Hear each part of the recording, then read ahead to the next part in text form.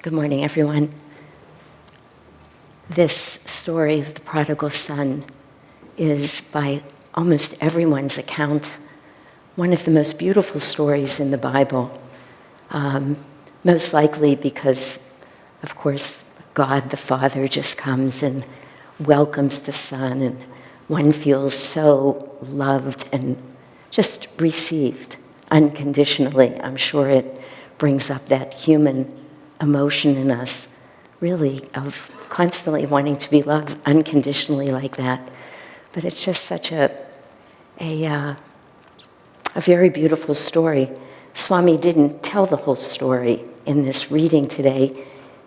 He, of course, went right to the very meaningful part of God waiting there with that unconditional love. But I'd like to just share this story a little with you before we move on from it. And I imagine most of you know it, but we'll retell it here now.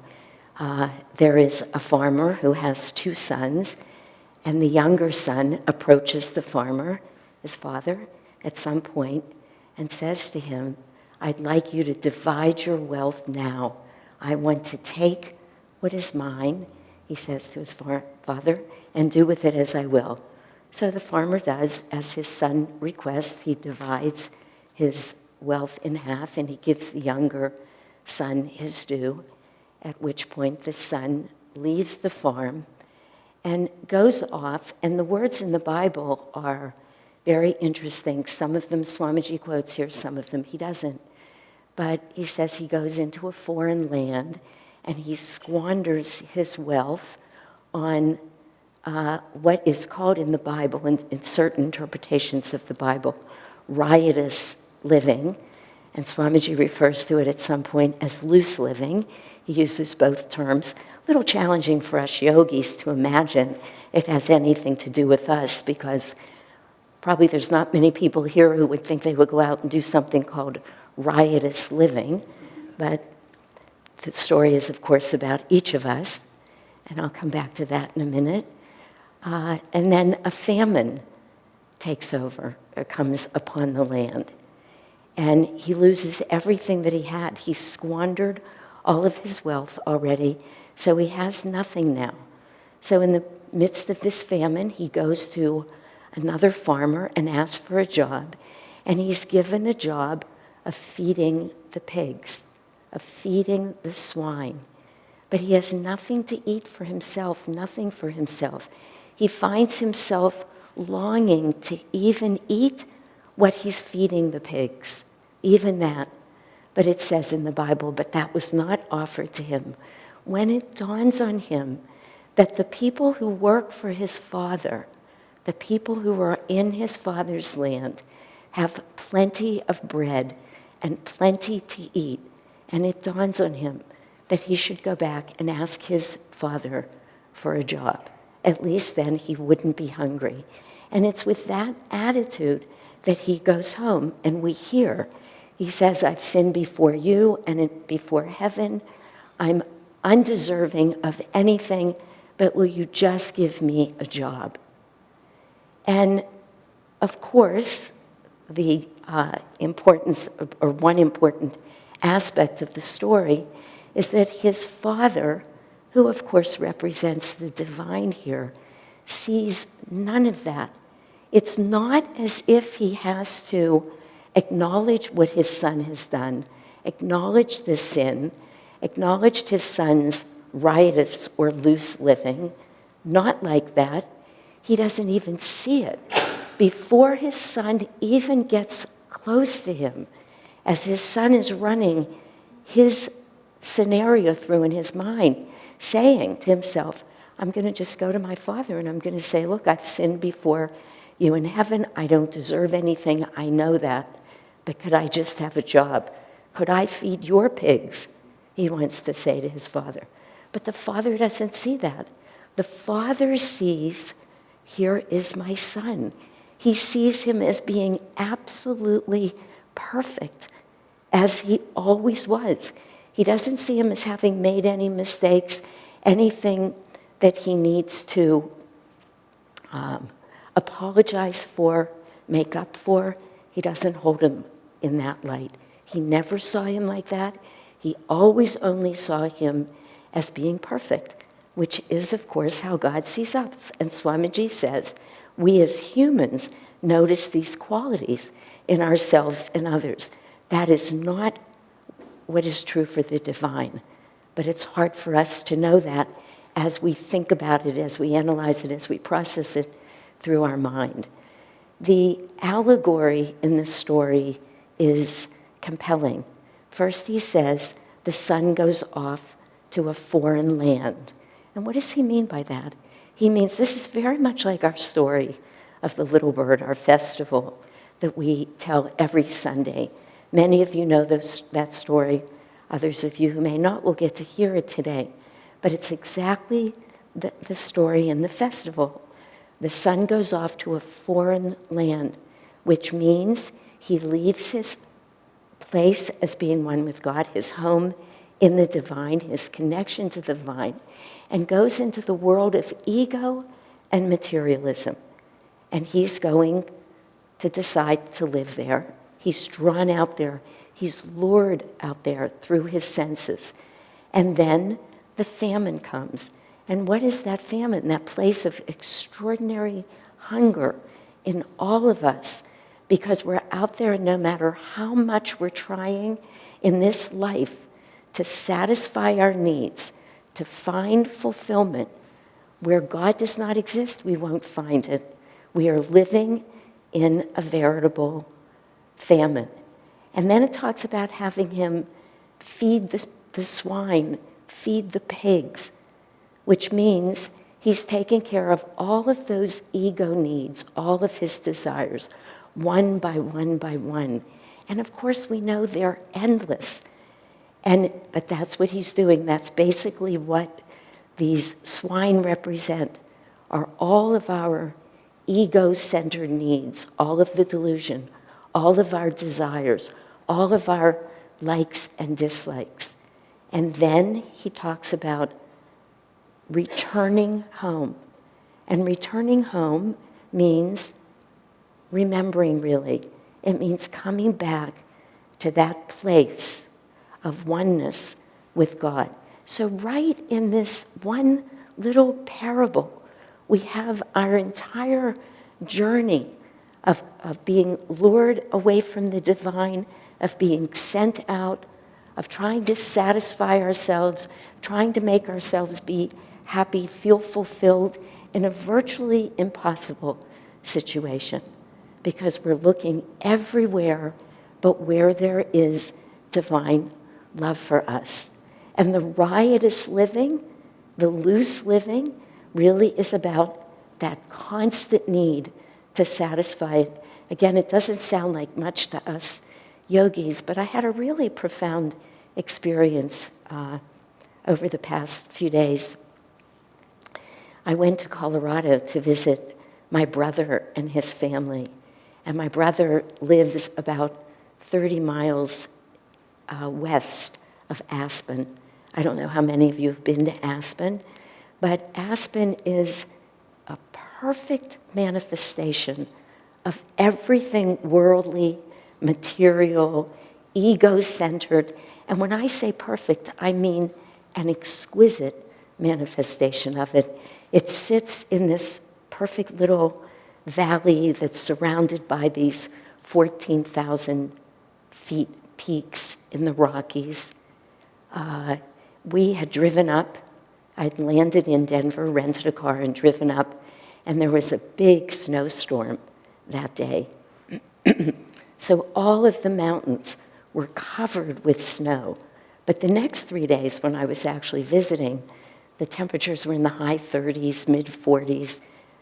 So it was very warm, those beautiful, bright blue Colorado skies. I'm not sure where else they exist. It's really quite spectacular. And right at the bottom of all of these, excuse me, ski slopes is this town with one building being more beautiful than the next, one person being more beautiful than the next. Everybody dressed in the most exquisite clothing, fur-lined hoods. I mean this really, these beautiful down jackets, beautiful ski equipment. Every store is just manicured, hand-carved wood. I mean, it was designed to tempt the ego. And they did a perfect job. It's really quite something. So I'm there with this family of mine and a friend who went with me, and we parked the car. We're just going to walk around town for an hour and a half, 2 hours, have lunch. My very young niece is with us, and she wants me to meet her friends. So I said, okay, I'll drive to Aspen with you and meet your friends. The first store we walk into has in it, as I said, really beautiful clothing, perfect clothing. The first thing I touch is this gorgeous cashmere sweater, 100% finest cashmere, $295. And I say to myself, you could really use a sweater. And you know what the truth is? I really probably could use another sweater. It's the truth. I actually don't shop all that much for myself. I get dressed most days and go to work. And I start telling myself, and I start feeling each of the sweaters and deciding on which style I would buy. And then I said to myself, you may need a sweater, but number one, you do not need a $295 sweater. And number two, you are not buying one thing while you're in Aspen, Colorado. And I stood there very quietly and very still, and I told everybody I would meet them outside, and we went into the next store, and I got very still in the next store, and finally, my little niece, Kristen, says to me, Aunt Shanti, what are you doing? And I said, Kristen, I'm stopping store by store, and I'm reminding myself who I really am. And I realized that shopping in Aspen, Colorado for me, which would have been a hoot, to say the least, would be my version, our version of riotous living, of loose living. It doesn't look the way it looks in the prodigal son story. That's not who we are. We're not out drinking and carousing and whatever else he was doing, whatever one conjures up in their mind about loose living.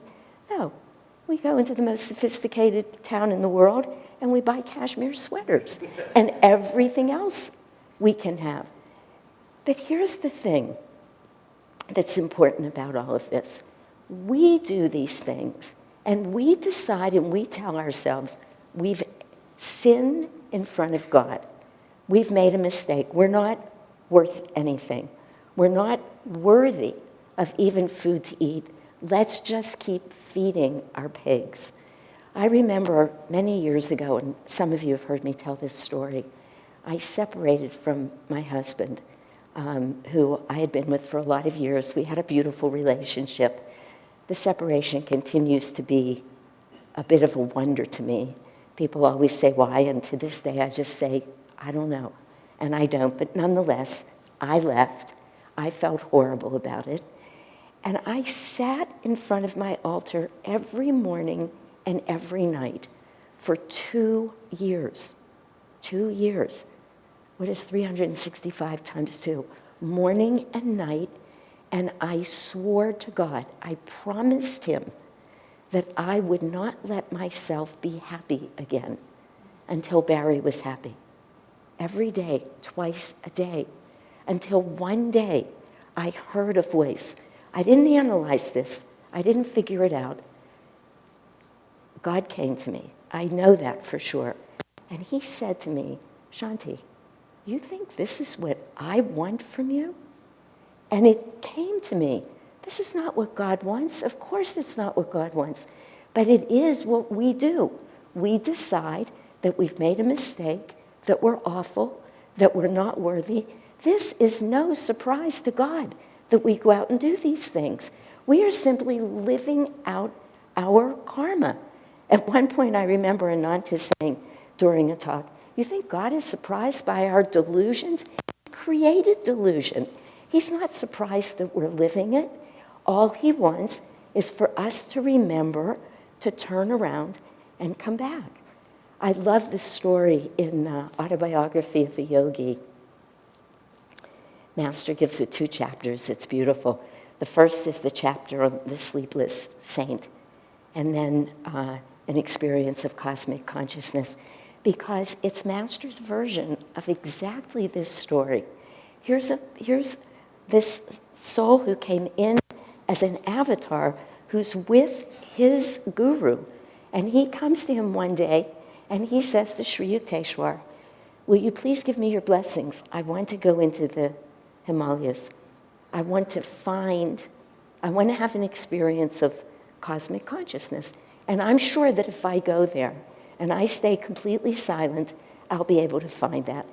And Sri Yukteswar just says to him, you know, there are a lot of men waiting in the Himalaya who have not really had an experience of God. Maybe it would be better for you to find that experience through a God-realized being instead of some inert stone. But Master persisted, and he argued with Sri Yukteswar. He said to him, no, I have to go there. That's where I can have this experience. So, of course, Sri Yukteswar did what God does. He just stayed silent. And Master says in Autobiography of Yogi, I don't have the exact words, but adorably, he said, just the way the ego wants to do, I decided to take that as a sign of my Master's approval. I was supposed to go into the mountains. So he goes into the Himalayas. He actually has a couple of wonderful experiences. But when he asks the sleepless saint to give him an experience of samadhi, the saint says to him, no, first of all, you're not ready. You couldn't handle it if I gave it to you. Furthermore, you have a guru at home. God is waiting for you. Turn around and go back to the divine, and that's where you can have this experience. And in the next chapter, Master opens that chapter by saying, I sort of sheepishly walked in, and he said, hi, Master, I'm home. He said, I tried to say it as if hours and not days had passed. And Sri Yukteswar just says to him, let's go to the kitchen and get something to eat. And Yogananda's totally taken. He said, you mean you're not angry with me? And Yukteswar says, of course I'm not angry with you. He said, that kind of, what's the word he's using? I'm blocking on it right now. But he says, basically, that kind of angst can only come up if one has thwarted desires. I don't expect anything of you. I have a desire for you to know God, but I have no expectations of you in that way. How could I be angry with you? You remember the story that Swamiji tells in The Path, where one of the monks had done something, and he looks at Master and he says, oh, but Master, you will forgive me, won't you? And Master just looked at him perplexed and said, how could I do anything else? What else could I do, he says. What else could I do but forgive you? And it's really not even a question about forgiveness. It's about just celebrating each of our moments of turning back, of turning into the light, of remembering that all we need to do is to turn our attention that way, and that we will be there, that we will be exactly where we want to be. God will be waiting. When we were in Encinitas a month ago or so now, no, it wasn't in Encinitas. I think it happened at Lake Shrine. One of the monks was talking to us. He was a very sweet man. And somebody asked him a question, and he said, well, of course, he said, I have my story of when Master came to me. And then he looked at all of us in this group of about 45 at that point, and he said, we all have our story. We all have that moment where we were able to turn and feel the light again. Our job is to keep refocusing our attention there. Our job is to remember these techniques that we've been given, to keep saying Hang Sa, no matter how many times we do it. Master doesn't care how many times we trip and fall. We care. We decide that we're wrong. We decide that God is angry with us. God would never be angry with us. I was wondering, just asking myself this question, why do we do that? I mean this really in a way, why do we hold on to the kind of guilt that we can know and beating ourselves up? Why did I sit there for 2 years swearing that I wouldn't be happy? And I hear people say it all the time. It's so simple. It takes no time. It just takes remembering the first technique we learn when we're here, Hung Sa. I am that. That is the only thing that's keeping us from all that's awesome in this universe. I thought to myself, just like in this story of the crucifixion, and we've all heard Asha say this many times, and it's so right. Of course, the crucifixion is powerful, and there's a lot in it. But the extraordinary part of that story is the resurrection, is really knowing that what happened to that body, what happened to Jesus, is not the story. It's not the truth. There is no body. The soul lives. The soul is eternal. And that is exactly what's the point here. It doesn't matter how many times we fall. The story is not in the fall. The story that we're here to live is in the getting back up, standing up, going at it again, turning our attention again. Hung Sa. We are not meant to live in the midst of that fall. We're meant to live in our hearts, to know God there. We're meant to live at the spiritual eye. It doesn't matter that we go down. We just turn around. We bring ourselves back up. We offer ourselves again. There's one of the blogs that I think Davy wrote it in the blog that Jyotish and Davy do every week called A Touch of Light. And I've mentioned these before. Many of us have. They're these little touches of light that are meant to be read in a minute. So everybody can read them. You don't file them to read them later and never get to them. But one of them was written many months ago now when they were in Italy on their way to India. Was called When God Speaks. And it's interesting today in terms of this story for 2 reasons. They're in Italy, so they're in Assisi, and she tells the story of St. Francis. But she starts it very sweetly. She says, 800 years ago, there was a young boy here who had been living riotously. Francis was known. He was a party guy. He loved to party. And he loved to put on big parties and invite all of his friends. And there was a lot of drinking and a lot of singing through the streets. But she goes on to tell the story of what happens to him at San Damiano when Jesus comes to him, appears to him, and says, "Rebuild my church." So again, this story, not quite the same story. It's not Francis's life was not the same, but in essence, a kind of prodigal son story.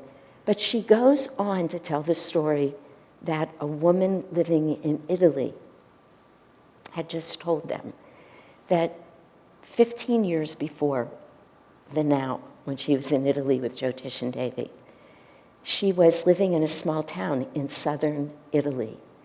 And every year they had a day of celebration where they had a procession with the Madonna. They carried a statue, they walked Madonna through the streets, and then they put her back into her church at the end of the day. And this woman sat down and was praying, very much as Francis had done, in front of this painted wooden cross, when Christ literally came out of the cross and stood in front of Francis and said, "Rebuild my church." This woman was sitting in front of the Madonna, just praying, she said, like she had never prayed before. And the Blessed Mother just came out to her and said to her, "You are the only one in this church who is here to see me." And she said to the Blessed Mother, who was there right in front of her, "But Mother, the church is filled with people." And she said, "Yes, but you are the only one who came to see me, they all came to be seen. It's a very powerful story. And then she asked her to build a shrine in a small town away from there, which after many years and apparently many miracles later, she did. So I tell these stories really because when we turn to God, and Devi says in her writing, I won't get her words exactly right, but she said when we speak to God in God's language of pure, selfless love, then we're just right there. We're right there with him. This reading from the Gita is so beautiful because basically it says, come out of the fog of all of your self-definitions. Quit thinking, I'm a woman, I live in California, I'm a doctor, I'm a minister, I'm good at this, I'm not that. Come out of all of that. Calm the waves that are created by that fog. I'm just reading a book right now about the Lusitania. And it's quite a remarkable book in many ways. But the captain of the Lusitania had worked for this British shipping company for 30 or 40 years before he was allowed to take a ship out on his own. A really experienced man who loved the sea. And he had gone back and forth from Ireland and England, dozens and dozens of times without a mishap. He was a real hero. There's many, many stories about him that are amazing about how many lives he saved. So interesting that he was on the Lusitania. But he says in there, he wrote many times in his books that the worst thing for any captain of any ship is fog on the sea. He said, because when you get into a fog, you have no idea where you are. The next ship can be 3 yards, 30 yards, 300 yards. You simply can't see, and you don't know until you're back in a clear sky again. And when I read that, it just hit me. That's what our lives are about. We are in a fog. And until we get ourselves out of this fog by exactly what the Gita says, by calming the waves, the disturbing waves that are created by all of these self-definitions, we cannot know where we are. We are trying to satisfy ourselves, to please ourselves, without being in tune with the divine. And no matter how many times we try, and there's an infinite number of ways to keep trying, we cannot know what we're looking for without the divine behind it. We will search and search, but until it is God-inspired, we won't know it. Happiness comes in all the predictable ways. A good marriage, a nice vacation, some good work that you did at your job. That's what happiness is. Joy, true joy, it comes miraculously only from the inside. Only when we know God. That is our job. That is what we're doing here. We're falling, we're getting up. We're not wasting a moment apologizing, telling ourselves how bad we are, telling ourselves how undeserving we are. We are deserving of everything. We are everything. Even if I had bought the cashmere sweater, okay? I got the sweater, I'll wear it, I'll enjoy it. Where am I going next? We just keep turning back to the light, and we find ourselves walking right into the arms of our Father, who's just been waiting for us to come, who sees us as he always saw us, as perfect, who wants to put on the robes, put on the rings, give us sandals, give us the best meal imaginable, just because we're home. That's the celebration. That's the joy.